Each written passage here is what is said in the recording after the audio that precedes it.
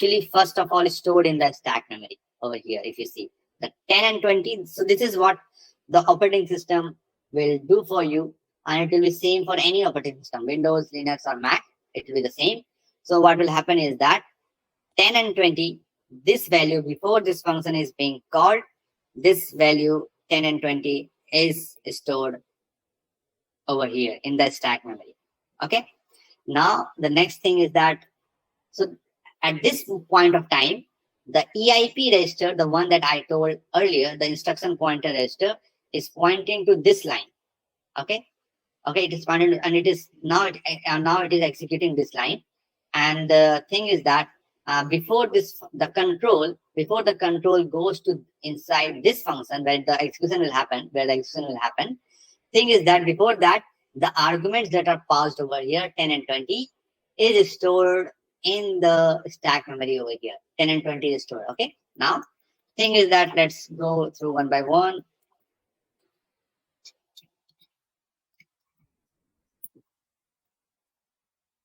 And now you see the ESP is now pointing to the top part. It's pointing to the 10, like it's pointing to the top of the stack. So previously it was pointing to the lower part, but since the data was added, it is now pointing to the top of the stack. Okay. And now let's see what happens next. Okay. Now the thing is that let me just write it down.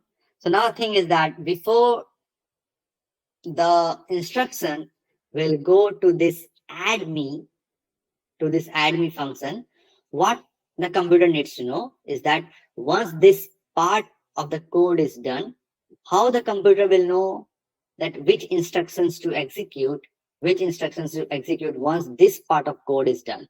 Okay. So as you might recall, once this part of code is done, the line that needs to be executed is this one, print line, right?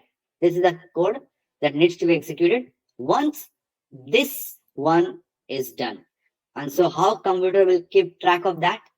What it will do is that before it is jumping to this add me function, because it has already stored the 10 and 20 in the stack memory. So before jumping to the add me function and executing the code, what it will do is that it will record the address. So the address, let's say the line number of this one is, let's say 6, for an example. So it will be stored in the stack memory over here. So the line number of print, okay, whatever line number it is, it will be stored in the stack memory also. Okay, got it? I hope this is kind of not confusing.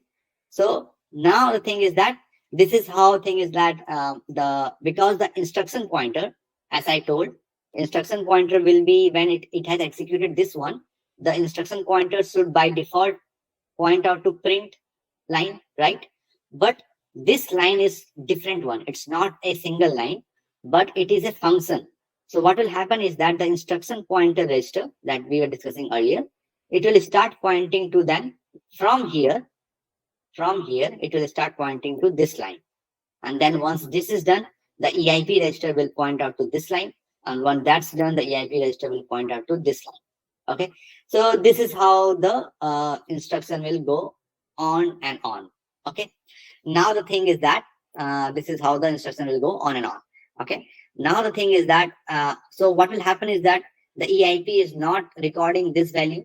Okay. So there is no way by which system can know once this line of code is done. There is no way the system can know that it needs to execute this line. There's no way to do that. And how to do that? The Windows operating system will actually record the line number of this in this one. So this is called return address. Return address means once this function is done, what address the computer should return to. And the computer should return to this line, the print line, and the execution will start happening. Okay. I hope this is making sense, guys. I'm trying to explain that in as much layman term as possible, thinking that it might be a little bit complex for you guys, at least few of you guys who might be seeing this the first time. So feel free to kind of interrupt me and kind of understand. If you want to understand the thing in much deeper way, as we have done earlier, feel free to kind of interrupt and I'll kind of explain that I'll try to explain that in much more layman terms, okay, or in slow manner. Okay, so now this is done. The return address is stored, and once this return address of print line is stored, then the execution will go to the admin function. Okay, now let's see. Sir, Yeah, go on. sir, is this entire thing related to web PAPT? Yes, yes. Oh, okay. Thank you. Okay, fine. So now thing is that what will happen is that what we will do is that we will try to see what happens next.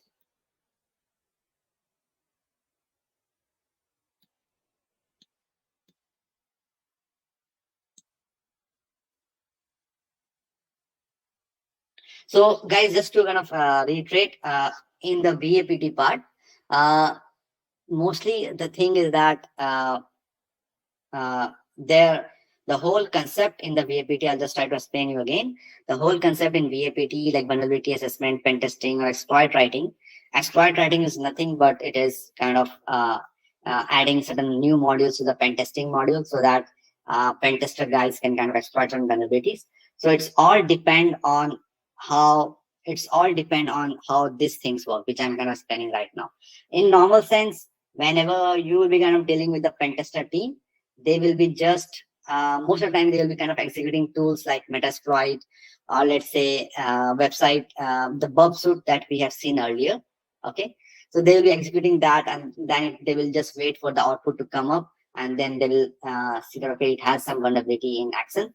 But the pen testing team in most of the time, because they are all dependent on the tool, they can't get an idea what things are happening in the background, how that pen testing really went successful.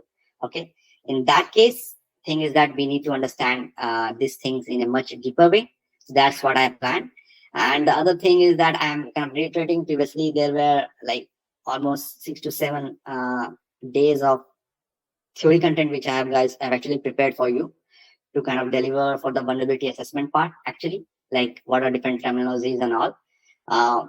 But with that consideration where the concern raised was lab, so I have kind of devoted more time now to kind of explaining you rather than just depending on theory.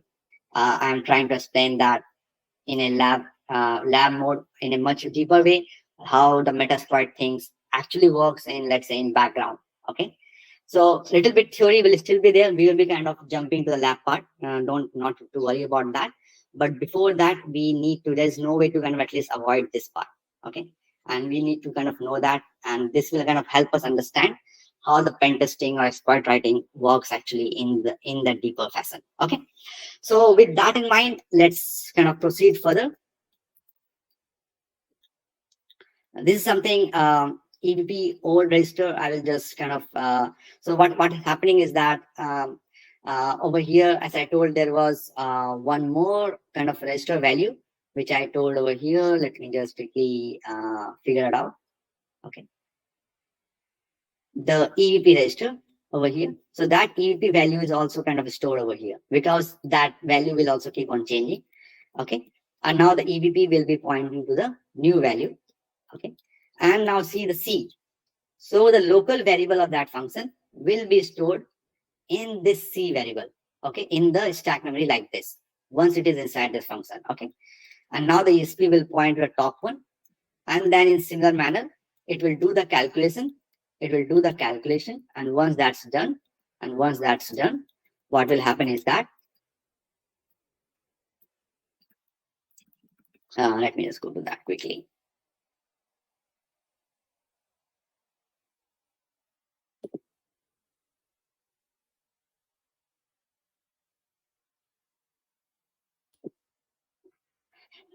Okay, so this is how I will just say like, okay, how the stack memory will look like whenever any function is being called, how the stack memory is kind of set up in the memory. The variables, this is the arguments, these are the local variables, and then the return address of the function, and then few other register that is kind of getting hold.